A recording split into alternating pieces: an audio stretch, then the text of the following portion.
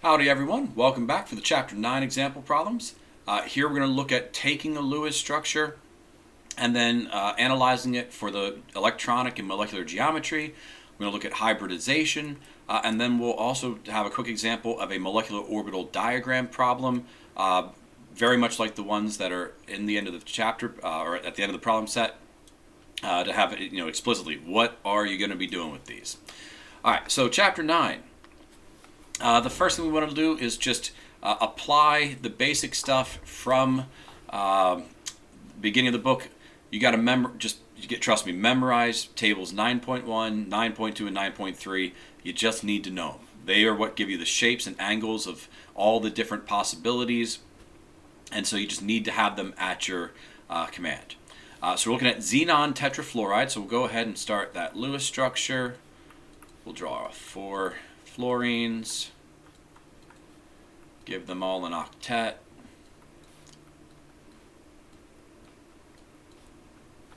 We'll hit a button we didn't mean to hit.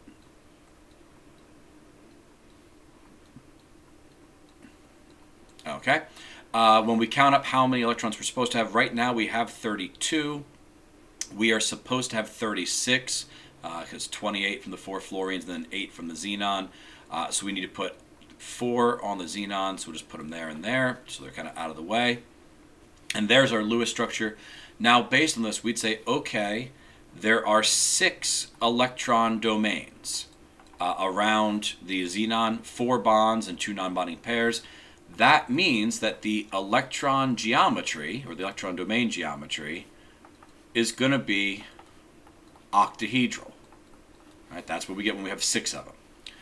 But now from that, when we look ahead at table 9.3, we say, okay, of those 6 domains, 4 are bonding, which means our molecular geometry, or what's often called the molecular shape, when we go from octahedral but say only 4 of them are bonding, that's going to be square planar.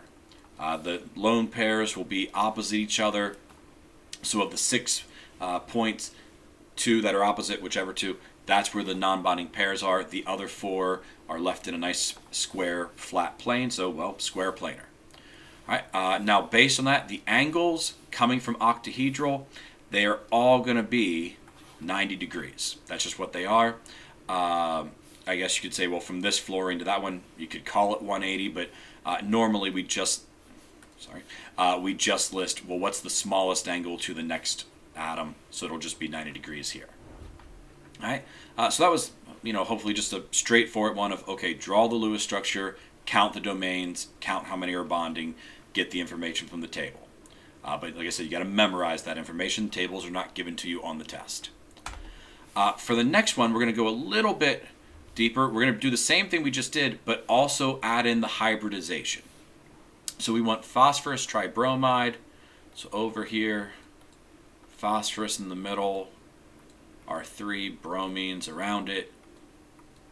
Give them all an octet.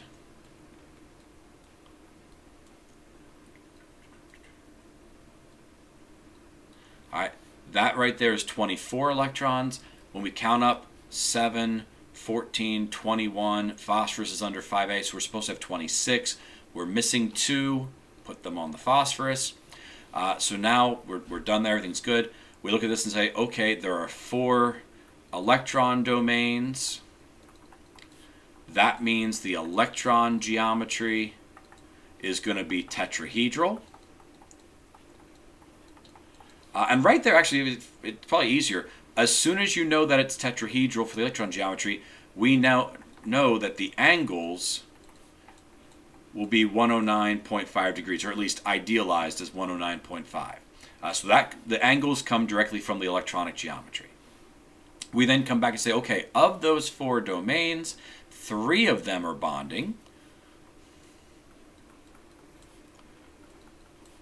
3 bonding domains, which means the molecular geometry, off of tetrahedral when only 3 are bonding, that is going to be trigonal pyramidal. And there we go for that one. And now for hybridization, hybridization also comes directly from the electron geometry. And so we say, okay, there's 4 electron domains. We need 4 hybrid orbitals. That means it's going to be sp3, because there's 1 orbital from the s, 3 more from the p. That's where we get the 4 hybrids by combining these 4 orbitals there. So sp3 is our hybridization.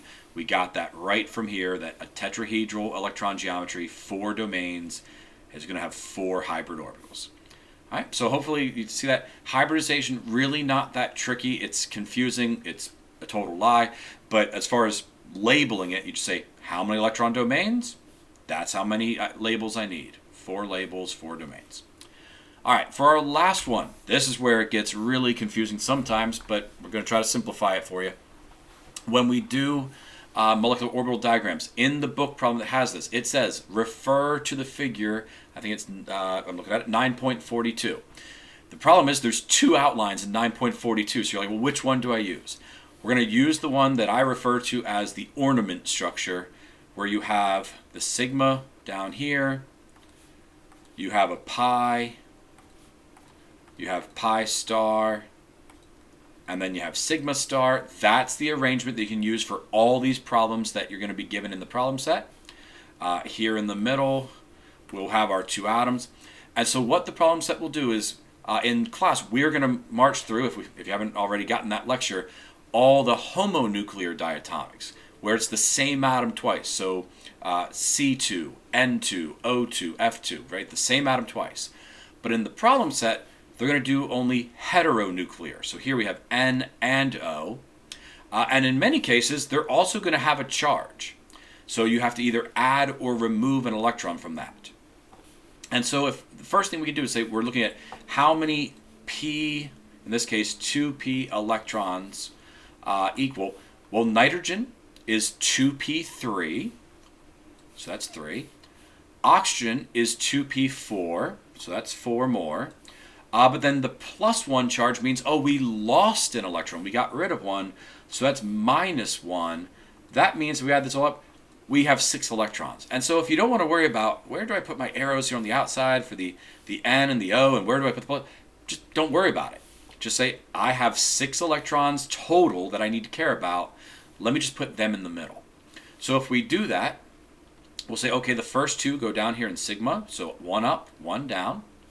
The second 2 will be split up in the pi, because if we have more than 1 orbital, Hund's rule says split them up.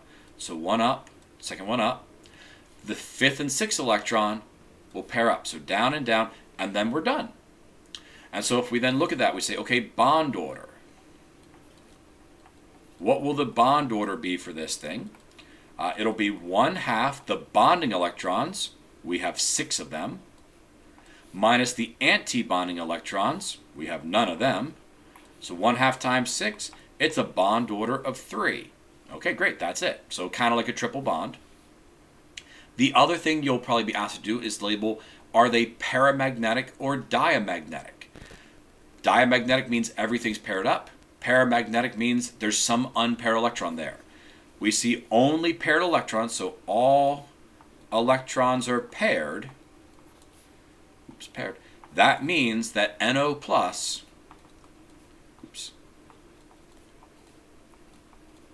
is diamagnetic. It will not have attraction to a magnetic field. The energy will be increased in a magnetic field. It won't be good. All right, so that's what you'll be asked to do for these diagrams. Just use that ornament diagram no matter what they give you. Count up the 2p electrons, adjust for the charge, and then just plug them in, and then follow your formulas for bond order and the magnetism. All right, so hopefully that was a good example to come back to if you need it for working on your problem set. And I will see you guys back for Chapter 10. Have a good one.